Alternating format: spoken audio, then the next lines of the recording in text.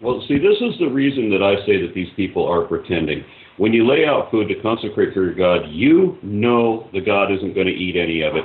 And you know that if any of it turns up missing, that a human ate it and not the God. And if you don't even allow for the possibility that maybe your God did eat it, then you're pretending. Yeah, I can see the anthropology of it, though, where you've got families that have a little bit of extra resource, food, money, whatever, that laying out food is something that you do as a way of remembering someone, with physical token of your ability to think about your ancestors. And, I see how it works. Okay, it's exactly it can't be wax fruit. It's exactly like that old Jewish joke, you have a certain amount, you have this great amount of money, and they say, well, let's give this amount to God. No, let's keep this much and give this amount to God. How about this? We throw the money up in the air, and whatever God wants, he keeps. Actually, as far as like tokens for the dead, in many parts of China and this custom is spread a little bit, they burn offerings made of paper, and they think that the dead relative actually gets that item. So if you make a little origami object and perform a ritual and then burn it, the actual object that it represents materializes for them. And what they do is they actually send Western unions to people who are dead, and they send money to the afterlife, to the relatives to spend. And they have what would have been slangily referred to as hell bucks. I don't know if you're familiar with this. And they have these incredible denominations of hell bucks. They'll take a big stack of money that's printed like each bill is 10 million hell bucks, and then they'll burn that, and then they think, it just goes to show that they're new to free markets because they don't understand how inflation works. I mean, a loaf of bread in the afterlife must cost you a fortune. It's funny how literal we are, too. Think about the Egyptians, right? They were buried with chariots and spears and, cat guardians, and their food. It was all preserved. How literal are we to figure that's what they're going to need? My ancestors were buried with ships. That's true. They were burned, right? Yep. Right. Well, we have the next caller with us, Lisa LJ on YouTube. Welcome to the show. Hi. When I heard this topic was coming up, the first thing that I thought of was a study that I heard about a while ago, and I finally found it. It was from Nicholas Epley. He's from the University of Chicago, and we were talking about God in our own image, and what this study talked about was that when you give people certain moral questions and you ask them about their own beliefs, and then you ask them about God's beliefs about these things, that they tend to line up very closely. Are you talking about the neuroscience? I'm talking about what? The neuroscience? Yes. Okay. I know the other. Yeah. And I think Michael's probably aware of this as well.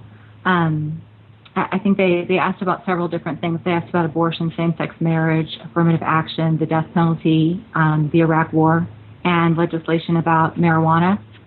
And they had to speculate on God's take on those issues, as well as the stances of the average American and a bunch of other people. And like I said, their own viewpoint tended to match up with God's viewpoint. And I just think that goes along with the idea of the image that we have of God, not just what God looks like, but what God thinks. Before we go into the detail of the report, I think you were religious up until relatively recently. Did you have a picture or an image of God? Well, I think as a woman, that was a little bit more difficult for me because my image of God is male. So God didn't necessarily, God to me did look white and looked fatherly. But it was very much the Western idea of what God looked like. And to me, because I was raised Baptist, God was a full-grown man. And now when I go to museums, I see God more in the form of Jesus, because a lot of art is actually depicting Mary and Jesus, especially when I go to the Getty Museum, I see a lot of art that surprised me because it wasn't so much the image of God as it was the image of Mary, the mother of Jesus, and baby Jesus. And that wasn't the religion that I grew up with. But I thought that it was interesting that that was how people related to God, was the image of the mother and the child. And that those sorts of images has evolved over time to now, in modern times, having Jesus depicted as being someone who's strong, or being depicted as more of a hippie image. It seems to me that there's not really a static image of God, that it evolves with culture. I got to share something else with you. My grandmother had a portrait of Jesus that looked eerily like the guy that they just hired to play Thor in the movie that came out this last summer. Oh, goodness. That was a terrible movie. Blue eyes, blonde hair, blonde beard. Absolute Norseman Jesus. When I met with the Mormon missionaries, they told me that their concept of God was that God has a body, right? And that he has an actual body just like ours. And I said, well, I don't understand that. You're talking about somebody that exists everywhere and every when, throughout the universe, throughout the multiverse, and his arms reach this far. And he has lungs. Why? Does he have nipples on his pectoral muscles? Why does he have pectoral muscles?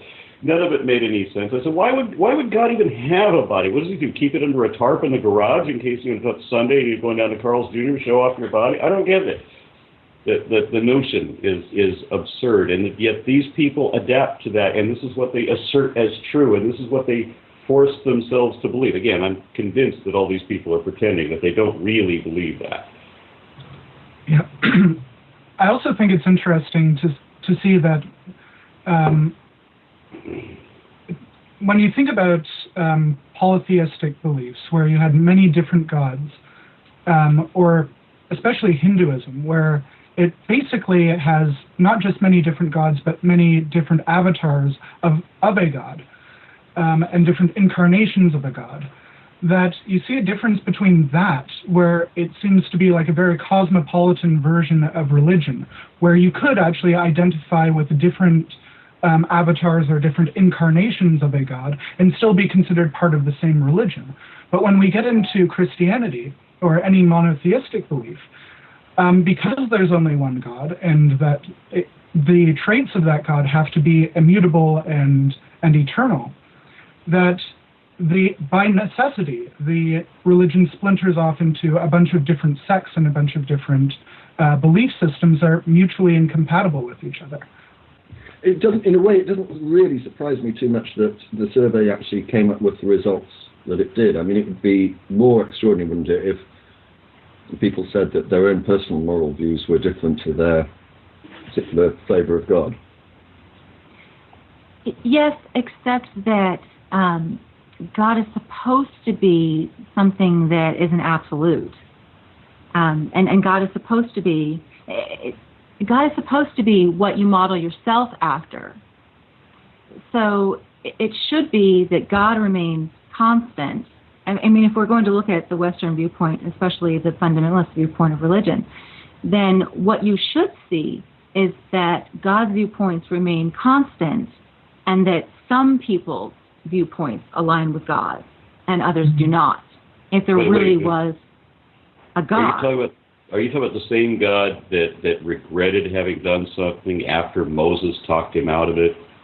And so God changes his mind because of what Moses said. Is that the God we're talking about? That's a very interesting point.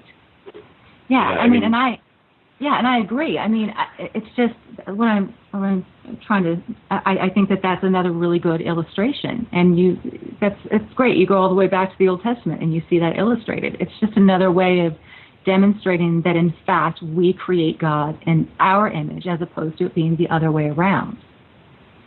Well, again, in relation to the depiction that we make of gods, what I always find is quite interesting.